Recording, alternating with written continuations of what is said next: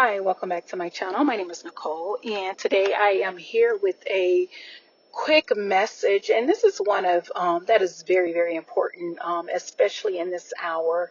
And this is one that you can take for any season, but right now is at a all-time high for many people. And I was here to I wanted to talk about one of the weapons of warfare that the enemy has been using in this season and many people's lives, as well as often when you notice or you begin to realize, or when you enter into a season when you are about to reap something that God has promised you, or you on the brink of a breakthrough, or you know that you're walking into something new.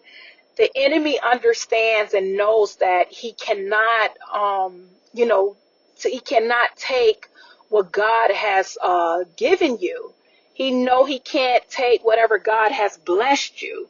So he begins to use his weapons and his devices against, the believers, because he knows that some believers aren't, tapped into the spiritual as they should be, and that they could very easily be deceived. And that is one of the weapons that he used, that spirit of deception, to keep you deceived and to keep you thinking that what God said to you was not, is not going to happen, because things don't look the way you feel like it should look with whatever God has told you he was going to do in within that time. So the enemy uses deception to deceive you into thinking and God is not going to do it that God is not going to do it, and it causes you to forfeit whatever it is that God has promised to do for you. So I wanted to let you know that you need to be on guard and praying in the spirit at all times, heavily armed with the armor of God, Ephesians 6:11 through 17. Make sure you always have your armor on. Make sure you're always in worship, especially when you're experiencing heavy warfare. Because another thing that the enemy is using really bad, and that's confusion. The spirit of confusion. The spirit of confusion is at an all-time high. And some of the ways that you could know if you're under the spirit of confusion, or you're under the influence of the spirit of confusion, because you'll notice that, like, say for instance, if you're in an important meeting, or you're at an interview or something like that, in the midst of friends, or anything, something regarding an elevation or a promise or anything, you would notice that you're beginning to speak things that you don't realize you're speaking. You're saying things out of your mouth where it's like you're sabotaging whatever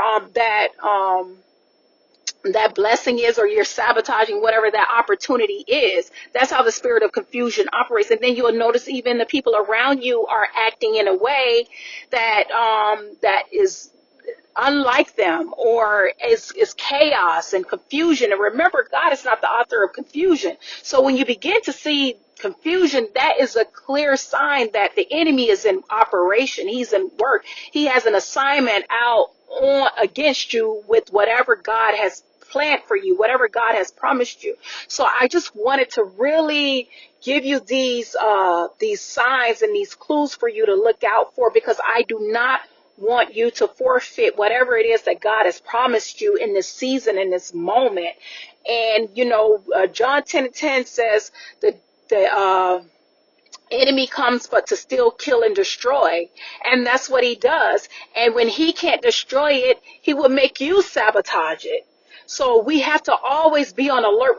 We have to always be watchful, especially in times when you're on the brink of a breakthrough, getting ready to walk into it. Start even noticing, start paying attention to even your behavior and your emotions. And if you feel those emotions are going into like a despair or something like that, immediately go ahead and try to shift your atmosphere. Begin to worship, begin to pray and cry out to God, because that's the start of you going into a self-sabotaging attitude. And you do not want it to get too far, because it begins to take control. And before you know it, that thing that God promised you is no longer available. And you're upset with God because you feel like God told you this, but it didn't work out. But remember, we still have to do our part.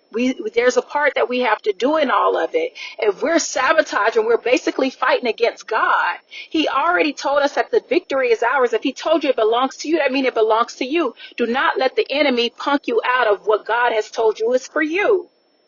And because he'll do it, because he feels like we don't understand his devices and his assignments. And that's because we are so caught up in the things of the world and our issues and the things that's going on and the way things look, that we don't recognize when he's in operation against us. But God wants us to become a people that are so in tune with what's going on spiritually around us, that we're able to see the enemy's strategy and just dismantle it before it even comes into fruition.